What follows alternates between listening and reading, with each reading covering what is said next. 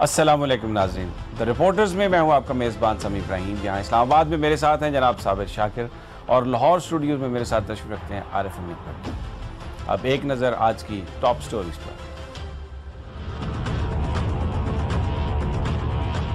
सानेहा क्वेटा, दूसरा रोज़ पाकिस्तान सोग में डूबा रहा। GHQ में कोर कमांडर्स कॉन्फ्रेंस, दहशतगर्दों के खिलाफ पूरी ताकत से मुल्क गिर कार्रवाइयों की हदायत। नवाज शरीफ के साथी पाक फौज पर बरसते रहे। अचकजई कहते हैं समाज दुश्मन एजेंसियों के पेरोल पर हैं। राह को पकड़ना भी तो एजेंसियों का काम है। मौलाना फजलुर रहमान की मंतक। भारत और अफगानिस्तान से लड़ना गलत है। गुलाम अहमद बिल्लौर। वज़ीर आज़म हाउस में भी नेशनल एक्शन प्लान की फाइल निकल आई। बड़ी कॉन्फ्रेंस से पहले कागजी खानापुरी मुकम्मल की गई।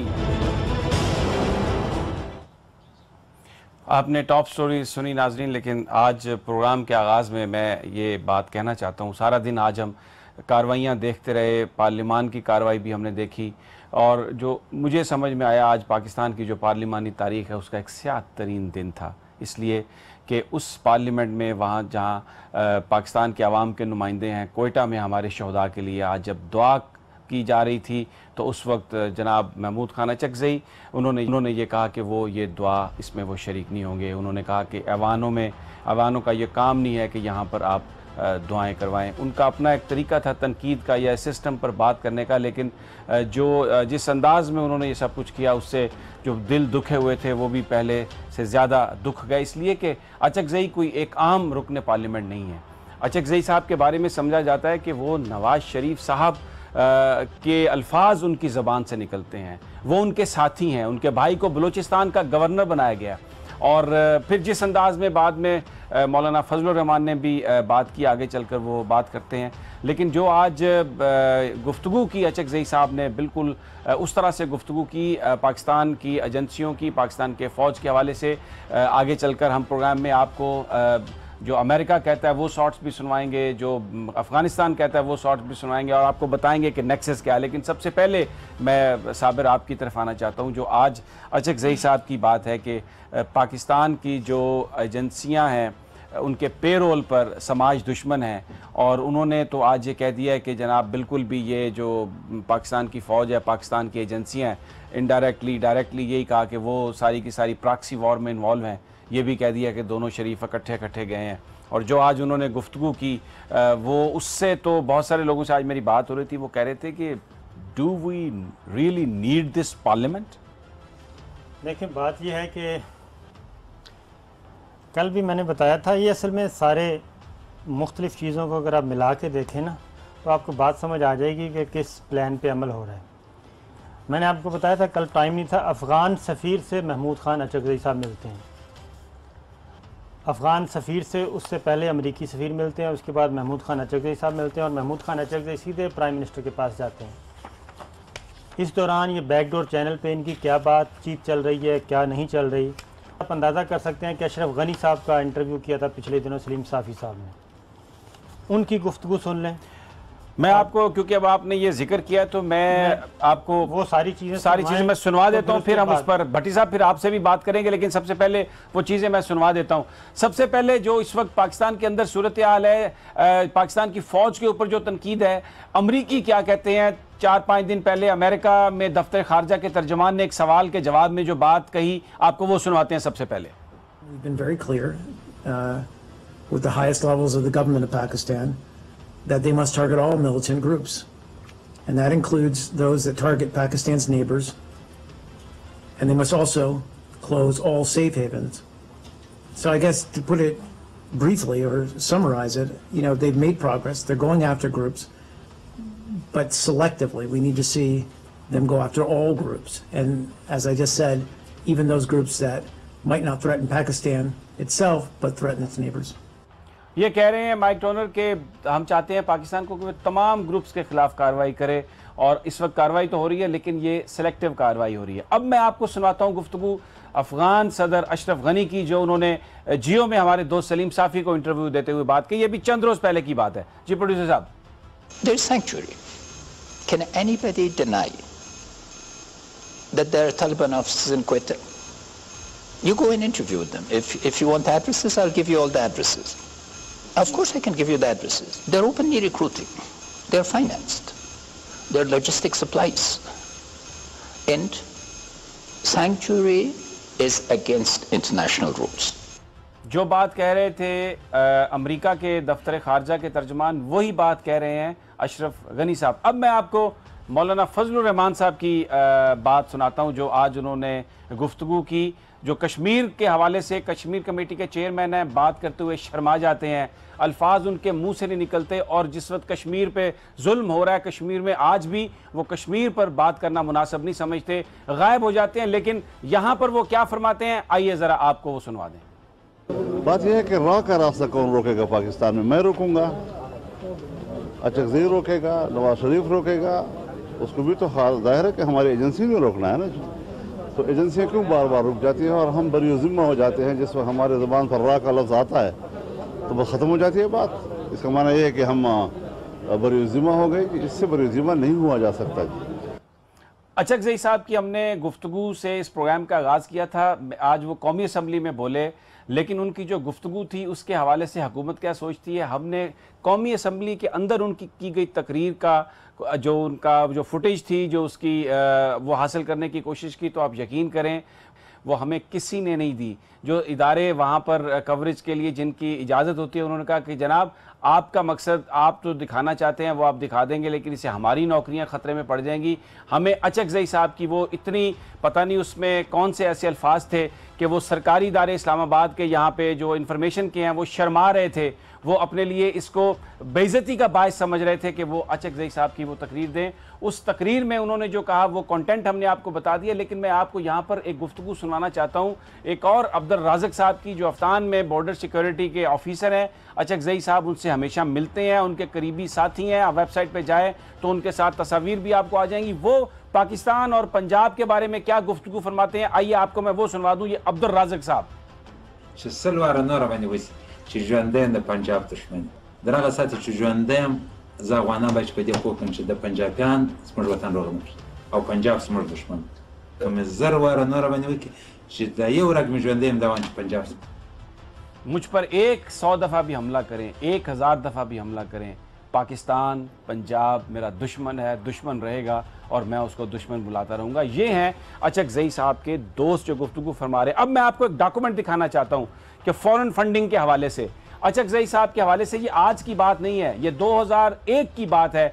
एक डॉक्यूमेंट अगर प्रोड्यूसर साहब दिखा सकें, $10 लाख उनके अफगान इंटेलिजेंस और ईरानियन इंटेलिजेंस के साथ ये सबूत हैं।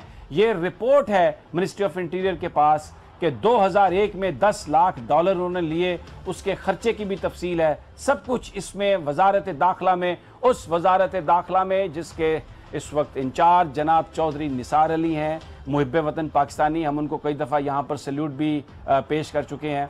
लेकिन क्योंकि अचकज़ई साहब जनाब नवाज शरीफ साहब की सोच के साथ मुत्तफ़िक हैं और उन्हीं की गुफ्तगू फरमाते हैं, इसलिए वो कभी भी ना कभी इस फाइल को निकाला गया। एक ये ऐसा डॉक्यूमेंट नहीं है, सैकड़ों के हिसाब से, दर्जनों के हिसाब से डॉक्यूमेंट्स मौजूद हैं अचकज़ई साहब के बारे में। उनके जो बैरूनी ताल्लुकात हैं अफ़गानिस्तान में, भारत के साथ जो उनके ताल्लुकात हैं उसके बारे में, और जिस अंदाज में आके वो पाकिस्तान की फ़ौज को गाली निकालते हैं, पाकिस्तान के एस्टेब्लिशमेंट को गालियां निकालते हैं और फिर इस पर फ़ख्र महसूस करते हैं, और नवाज शरीफ साहब जिस तरह उनकी पजीराई करते हैं, वो एक ऐसा सवाल है जिस पर पाकिस्तान के इदारे भी शायद मुझे नहीं समझ आते क्यों नहीं सोच रहे, पाकिस्तान की अदलिया क्यों नहीं इस हवाले से सोच रही। मेरे नज़दीक तो आज ये पाकिस्तान की पार्लिमानी तारीख का स्याह तरीन दिन था, जिसमें जब कोयटा में शहीद होने वाले हमारे भाइयों के लिए दुआ का वक्त आया, तो अचकज़ई साहब जिस सूबे में उन्होंने अपने भाई को गवर्नर बनाया हुआ है, उन्होंने उनके लिए दुआ से इनकार कर दिया।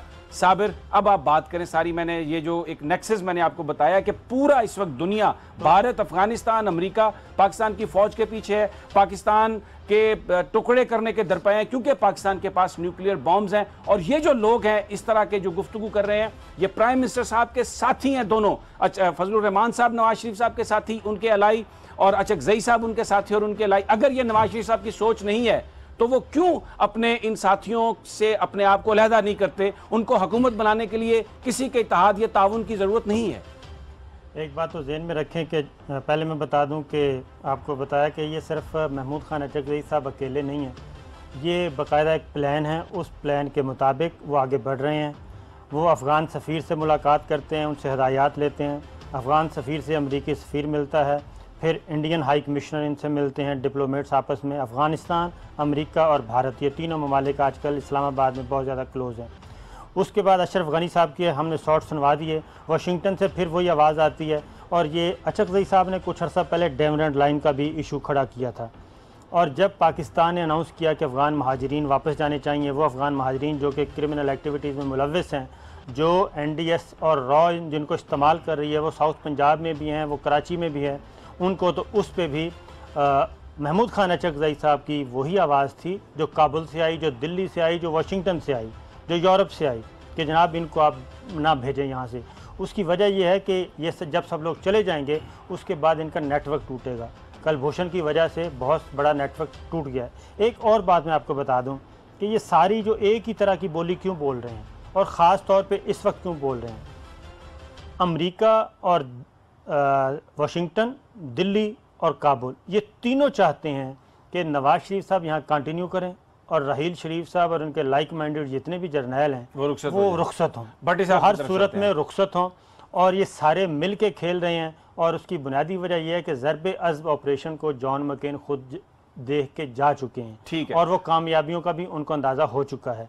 ये सारी गेम जो है वो नए आर्मी चीफ़ के लिए और मौजूदा फ़ौज को डिस्टेबल करने के लिए, मौजूदा आर्मी चीफ़ को उनकी जो कामयाबी हैं उन कामयाबियों को नाकामियों में बदलने के लिए ये सारा खेल खेला जाए। भट्टी साहब, जो आज अचकजई साहब ने तकरीर की, जो अंदाज़ गुफ्तगू फजलुर रहमान साहब ने अपनाया, और जिस तरह बिलोर साहब ने कल नवाज शरीफ साहब से मुलाकात की और बाद में उन्होंने ये कहा कि जनाब ये अफ़गानिस्तान के साथ और इंडिया के साथ जो लड़ना है ये गलती है, इससे अमन नहीं होगा, ये तो बिल्कुल ऐसा है जैसे पाकिस्तान के सियासतदान, हुक्मरान जो सियासतदान हैं, उन्होंने पाक फौज पर बाकायदा यलगार कर दिया। वही जिसका हम जिक्र कर रहे थे कि जूं वो नई अपॉइंटमेंट के दिन आएंगे नज़दीक, या जिस तरीके से ये तहरीक इंसाफ ने अपनी जो वो रैली शुरू की है, जो आप मेरे से बात आज कर रहे थे दोपहर में, आप क्या फरमाते हैं इस पर? पाकिस्तान के खिलाफ साजिशों का होना ये कोई पहली दफ़ा नहीं है। गुजारिश है, चाइना कॉरिडोर जब से शुरू हुआ उस वक़्त के बाद भारत, अमेरिका और अफ़गानिस्तान एक पेज पर आ गए और इन्होंने पाकिस्तान के ख़िलाफ़ साजिशों के अंबार लगा दिए। उसमें इन्होंने जो अपने पे रोल पे थे, जो बज़ाहिर पाकिस्तान में रहते हैं या पाकिस्तान के लीडर कहलाते हैं, मुझे अभी पता चला है ये जो 2-3 लीडरों के आपने साथ सुनाया वो सारे ही पाकिस्तानी हैं। मैं, क्योंकि मेरा ख्याल है कि पाकिस्तान में कोई भी बंदा जिस मुल्क में रह रहा उसके खिलाफ इतना जहर नहीं उगल सकता। देखिए, तनकीद होनी चाहिए बराए इस्लाह, तनकीद बराए दुश्मनी नहीं होनी चाहिए। अभी जो फरमाया ना, आप उन्हें गलत कह रहे हैं कि अचकजई साहब का बयान, ये लफ्ज़ लोगों को बताएं, लोगों से गलत बयानी ना करें। अचकजई साहब ने मियाँ नवाज शरीफ की ज़ुबान आज लोगों को बताई कि वो क्या सोच रहे हैं। और गालबन ये जो मौलाना फजलुर रहमान साहब है, ये कोई मिराज डिसाई के तो इत्तेहादी नहीं है ना, नवाज शरीफ साहब के इत्तेहादी हैं। गुलाम अहमद बिलोर साहब किसके इत्तेहादी हैं? नवाज शरीफ साहब के। लिहाजा जब ये 3-4 दिन पहले मीटिंगें हुई, इन्हें पता चल गया कि नवंबर में नया चीफ आने वाला है, चाइना कॉरिडोर को डिले कर रहे हैं, और पिछली बात रिपोर्टें भी आई हैं जिसके ऊपर इसको डिले करने का कहा गया, क्योंकि इंडिया किसी सूरत नहीं चाहता। और अगर महमूद अचकजई साहब हो, फलाना फजलुर रहमान साहब हो या गुलाम, इन सबसे ज़्यादा करीब मौलाना नवाज शरीफ साहब है मोदी साहब के। आप गलत कह रहे हैं कि ये तीनों उनके करीब हैं। ये पुराने कुछ पे रोल पे होंगे, कुछ नए होंगे, कोई नए तरीके होंगे। लेकिन मैं गुजारिश कर रहा हूँ, इन्होंने आज फौज पर तो बड़ी तनकीद की कि हम वाकई पाकिस्तान में कुछ मुकद्दस गायें हैं, इसमें कोई शुबा नहीं है। मैं भी शायद खुल के ना बोल सकूँ, मैं आज बोलना तो बड़ा चाहता था, लेकिन मैंने कहा ब्रेक। बोले भट्टी साहब, आप बोले, बिल्कुल बोलें। जुलाई के फर्स्ट आखिरी वीक में भी अफगानिस्तान को बहुत बड़ी दहशतगर्दी की प्लानिंग की गई, जिसका खासा तौर तो होमवर्क मुकम्मल हो गया। उसको इन्होंने अंदाजा नहीं है, ISI नहीं पकड़ा है। इन जाहिल मुतलक सियासतदानों को पहले पता तो करें जाके। वो जुलाई के लास्ट वीक में जो बहुत बड़ी दहशतगर्दी होने चली थी, वो इसी मुल्क की एजेंसियों ने, नेटवर्क ने ब्रेक किया, वरना इनके आका पिछले महीने ये जश्न मना रहे होते, ये तकरीरें ये पिछले महीने कर रहे होते। ये क्या तरीका है जब नवाज शरीफ की हुकूमत के खिलाफ या पाकिस्तान में करप्शन के खिलाफ कोई तहरीक चलती है, पाकिस्तान में एहतसाब के खिलाफ तहरीक चलती है, धांधली के खिलाफ चलती है, कभी पेशावर में धमाका हो जाता है, कभी बलूचिस्तान में ये हमारे वकला भाइयों और सहाफ़ियों को ऊपर दहशतगर्दी हो जाती है। आखिर ये साजिशें कर कौन रहा है? जब इस मुल्क में अमन के लिए जाए, जब इस मुल्क में सलामती के लिए जाए, जब इस मुल्क में बेहतरी का सफर शुरू करे, इंडिया अपने दानिस्ता और गारदानिस्ता पाकिस्तान में मौजूद लोगों को इस्तेमाल करता है। लेकिन मैं एस्टेब्लिशमेंट से भी सवाल करता हूँ, यहाँ सरहदों पर चले जाए या क्रॉस द बोर्ड कार्रवाई करे।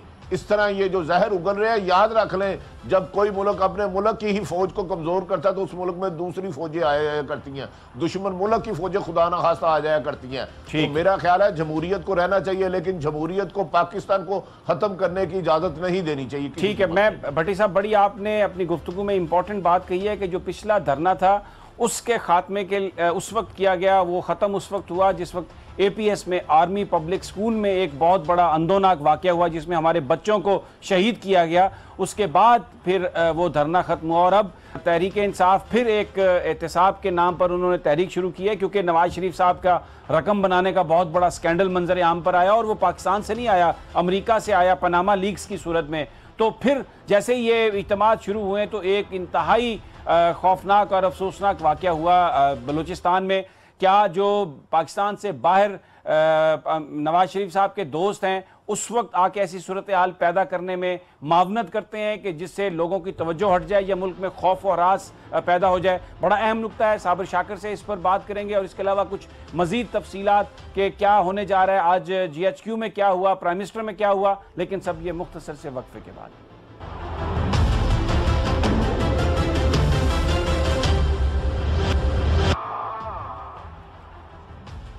वेलकम बैक नाजरीन।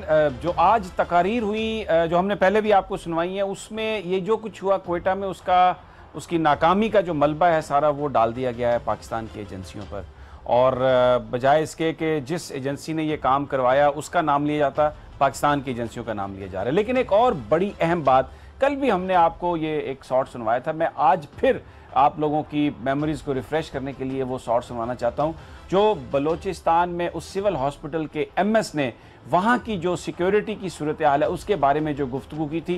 प्रोड्यूसर साहब अगर वो दोबारा सुनवा दें, मैं ये अचकज़ई साहब, मौलाना फजलुर रहमान साहब और नवाज शरीफ साहब की खिदमत में दोबारा पेश करना चाहता हूँ फ्रॉम द रिपोर्टर्स। हमारे पास तो रवायती चौकीदार और वो है, उनके पास तो न बंदूक है न कुछ है, और हम कोशिश करें। अभी भी मैंने चीफ ऑफ आर्मी साहब से ये गुजारिश की कि आइंदा खुदा न करे अगर इस तरह के इंसिडेंट्स हुए तो उनको या तो डायरेक्ट CMH भिजवा दें या हमें ठीक ठाक सिक्योरिटी दे दें। ये जो लाखों करोड़ों अरबों रुपए खर्च करते हैं, अपनी रिहाइश गाहों के आगे बड़े बड़े हसार बनाए हुए हैं, दीवारें बनाई हुई हैं, 6 फुट चौड़ी दीवार है जिसमें सरिया भी डाला जा रहा है और 70 करोड़ रुपए उसकी लागत है जो जाती उमरा में बनाई जा रही है। लेकिन इस सिविल हॉस्पिटल में वो MS बता रहे हैं कि चौकीदार ऐसा है जिसके पास राइफल भी नहीं है, और नाकामी का सारा मलबा जो है वो पाकिस्तान की एजेंसियों और उन पाकिस्तान की फौज के जो इदारे हैं उनके सरबराहों को हटा दिया जाए, ये कहा जा रहा है आज हामिद महमूद खान अचकज़ई की तरफ से।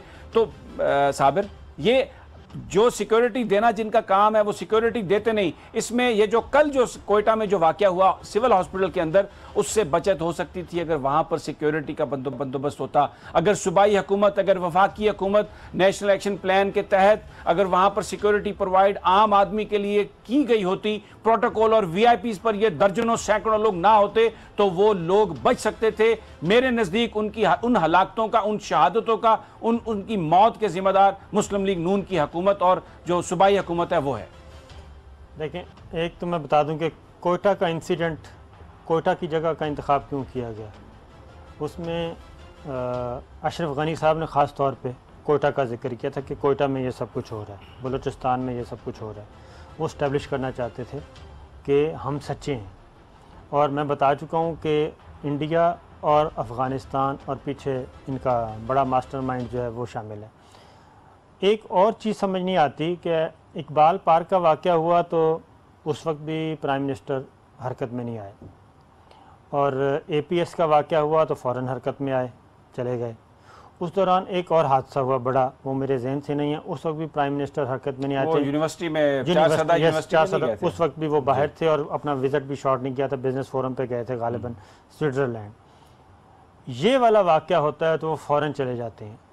कोयटा में महमूद खान अचकज़ई की हुकूमत है, कोयटा में मुस्लिम लीग नवाज़ की हुकूमत है, और कोयटा में NP की हुकूमत है, हासिल बिजनेस साहब, जिनको नवाज शरीफ साहब बताते रहे कि ए जगह जितो मैंने फौजी चुप के लाएगा सन वज़ीर आज़म हाउस में। ठीक है, तो कोयटा में इनकी हुकूमत है।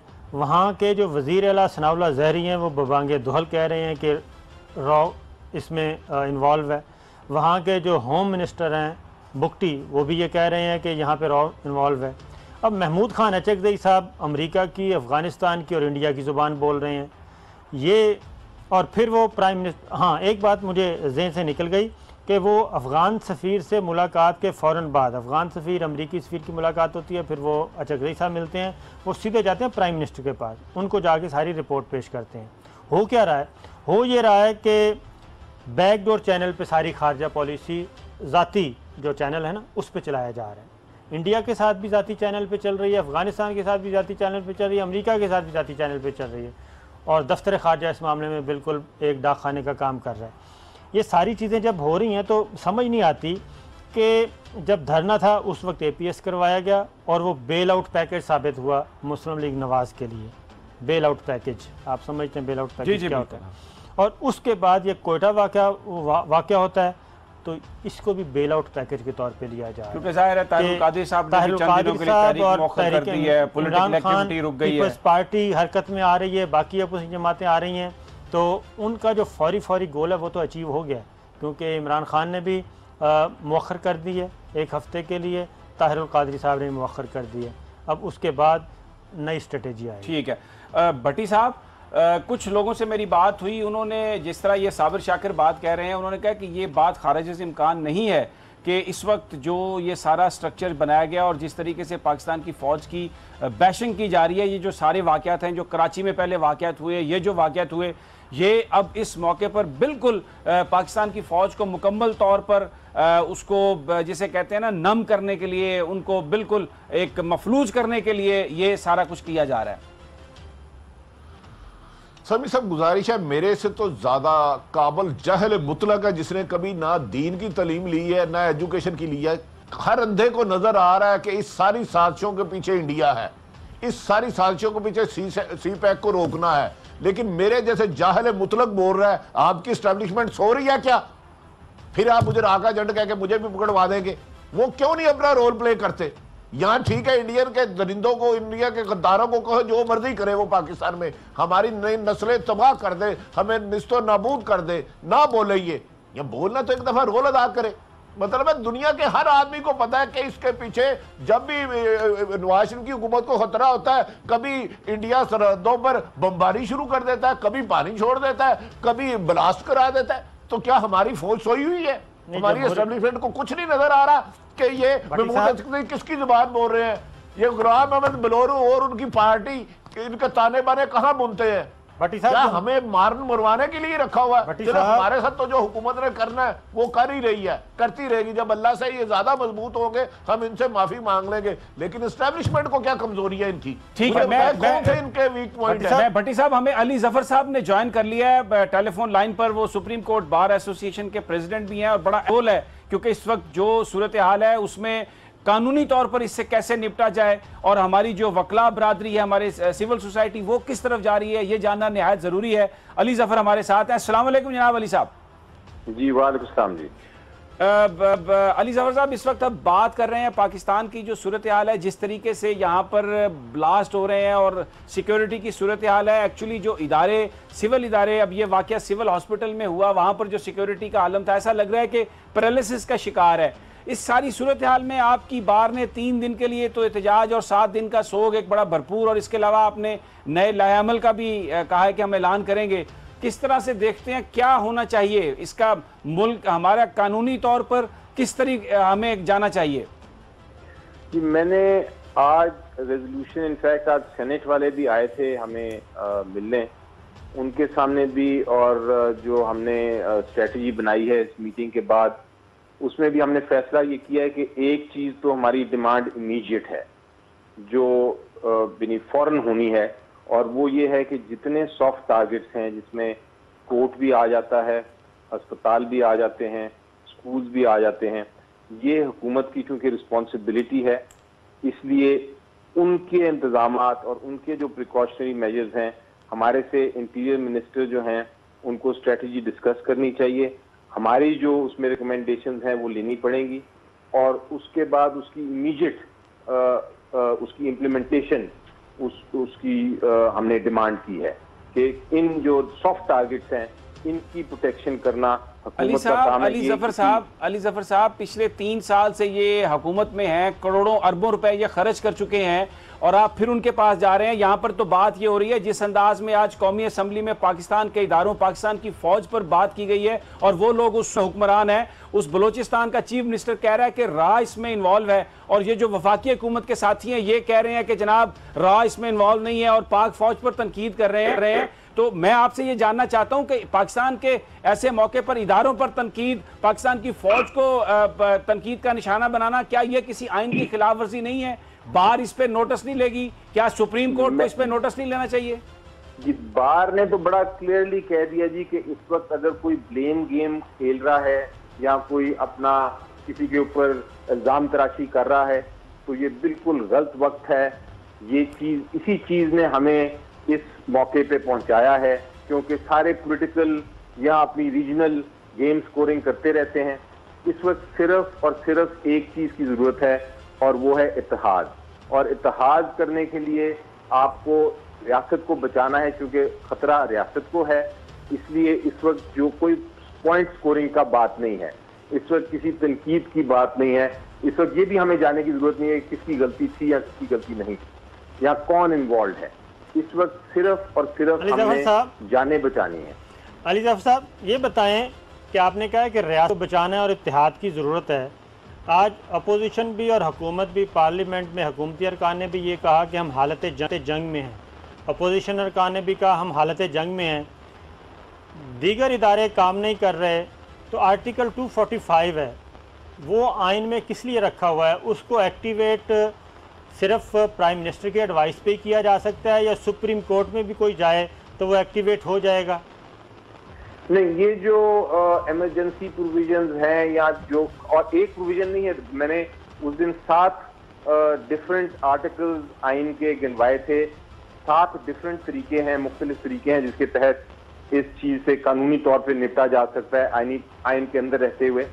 ये सुप्रीम कोर्ट का काम बिल्कुल नहीं है, ये काम हुकूमत का है, और ये हुकूमत को अपनी ऑब्लिगेशन, बल्कि हम फोर्स करेंगे as a public, as a civil society. और सिविल सोसाइटी का सबसे बड़ा सुकून आपको पता है इस वक्त वुकला ही हैं। सिविल सोसाइटी के तो बिहाफ पे वुकला कब बाहर आएंगे अली जफर साहब? वुकला कब बाहर आएंगे? क्योंकि हुकूमत का कोई इरादा नहीं। जरा चुप कर जाए अब। जी भट्टी साहब।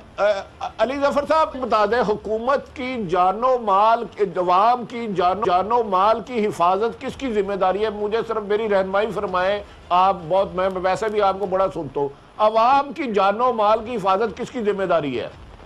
सर, ये फेडरल हुकूमत और प्रोविंशियल हुकूमत, जितनी प्रोविंशियल हुकूमत है, क्या आप समझते हैं कि अब हुकूमत नाकाम हो चुकी है अवाम की जानो माल की हिफाजत में? अली जफर साहब, सिर्फ सवाल, क्या आप समझते हैं हुकूमत वाकई हो या सूबाई अवाम की जानो माल की हिफाजत के में नाकाम हो चुके हैं? जी, मेरा ख्याल है इन्होंने गलतियां बहुत की हैं और नाकामी सामने नजर आ रही है हमें। लेकिन इसको अब मैं जैसा बार बार कह रहा हूं कि इस वक्त हमें ये जरूरत नहीं है कि हम अपनी नाकामियों को देखें, हम अपनी प्रॉब्लम्स को देखें। जिनके अली जफर, जिनके बंदे मर गए, जिनके अली जफर साहब, जिनके घर उजड़ गए, जिलाल चले गए, जिनके शहर लहू लहू हो गए, वो इसकी तरफ ना देखें? हुक्मरानों को बचाने के लिए देखें हम। ये सिस्टम लोगों के लिए बना है या लोगों की जान मुकद्दस है? आपकी बिल्कुल जज्बात पे, मैं, आपके जज्बात अपनी जगह बिल्कुल दुरुस्त हैं और मेरा ख्याल है हर एक के जज्बात इसी तरह हैं। लेकिन इस वक्त मौका है रैशनल थॉट का, इस वक्त मौका है सोच विचार का। हमने ये जंग जीतनी है अपने अकल से और दिमाग से, और हमें ये अकल और दिमाग इस्तेमाल करने के लिए थोड़ा सा सब्र चाहिए। अभी मौका है हमारे पास कि हम हुकूमत को फोर्स करें, और वाकई आप दुरुस्त फरमा रहे हैं कि अगर वो नहीं कर सकते तो उनको चाहिए कि छोड़ के चले जाएं, किसी और हुकूमत को आने दें, कोई नए इलेक्शन कराएं, इलेक्शन में ना हिस्सा लें, क्योंकि ये इनकी जिम्मेदारी है। देखें, आपके वालद की भी कुर्बानी है अली, 2 मिनट, आपके वालद की भी कुर्बानी है। एक सहाफत में असल जमहूरियत का समर में असल रोल है वकला बरादरी का, जिन्हें शहीद किया गया हमारे भाइयों को।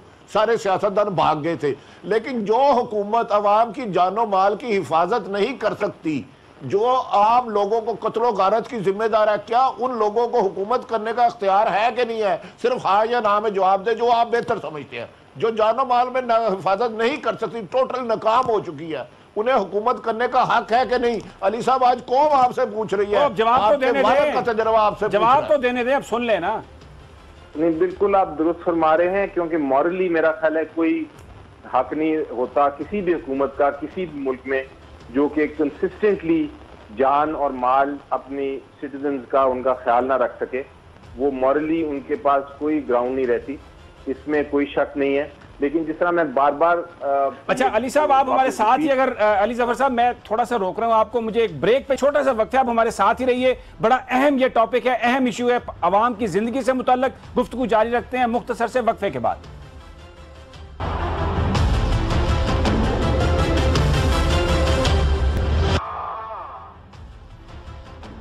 वेलकम बैक नाजरीन। सुप्रीम कोर्ट बार के सदर अली जफर हमारे साथ हैं, पाकिस्तान की सियासी सूरत हाल पर बात कर रहे हैं। मैं बेशतर इसके कि साबिर शाकिर उनसे सवाल करें, सिर्फ एक आज कमेंट करना चाहता हूँ छोटा सा, कि इसलिए कह रहा हूँ पाकिस्तान की पार्लिमानी तारीख का स्याह तरीन दिन के उस वक्त पाकिस्तान की फौज के बारे में वहाँ पर बातें की जा रही थी, तमाम सियासी जमातें मौजूद थी, तहरीक इंसाफ भी मौजूद थी, पीपल्स पार्टी भी, किसी ने महमूद खान अचकजई को कन्फ्रंट करने की कोशिश नहीं की। और तहरीक इंसाफ के जो नईम साहब हैं उनका मैं रिस्पॉन्स सुन रहा था, इंतहाई कमज़ोर। मैं इमरान खान साहब से कहता हूँ कि जब से उनकी परवेज़ रशीद साहब से मुलाकात हुई है, ज़रा उन पर भी नज़र रखें। जी साबिर साहब।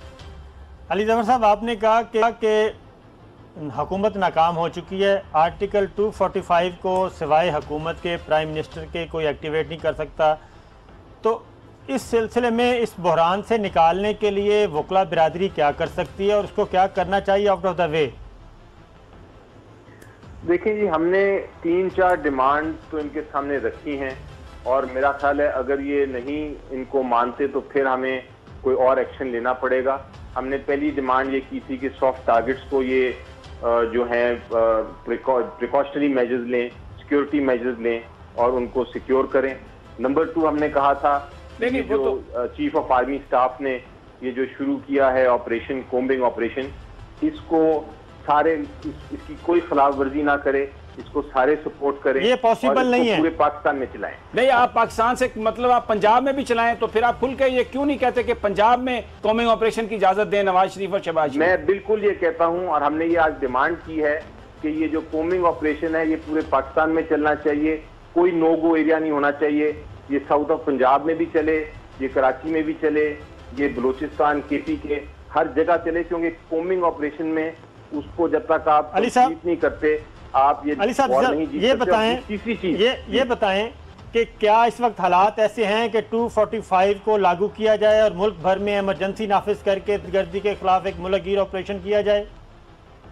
देखिए, इसकी भी मेरा ख्याल है जब आप एक जंग की सूरत हो और आपकी ऐसी सिचुएशन हो जो आप इसको अभी तक पूरी तरह कबूल नहीं कर सकते, जीत नहीं सकते, और आपको जरूरत है, तो आफ्टर ऑल ये आर्टिकल आइन का है, और ये आइन का ऐसा आर्टिकल है जिसको आप ये कई सूरत हाल में इसको आपको इन्फोर्स करना पड़ता है। बड़े मुल्कों ने किया है, चाहे आप पार्शली करें चाहे उसको किसी स्पेशल सेक्टर के ऊपर करें, लेकिन ये एक पावर तो है ना, और ये आइन ने ही दी ये पावर। और अगर ये आइनी पावर और ये आर्टिकल इन्वोक नहीं किया जाता तो क्या इसके जो जिम्मेदार हैं वो कौमी सलामती के दुश्मन नहीं करार पाएंगे?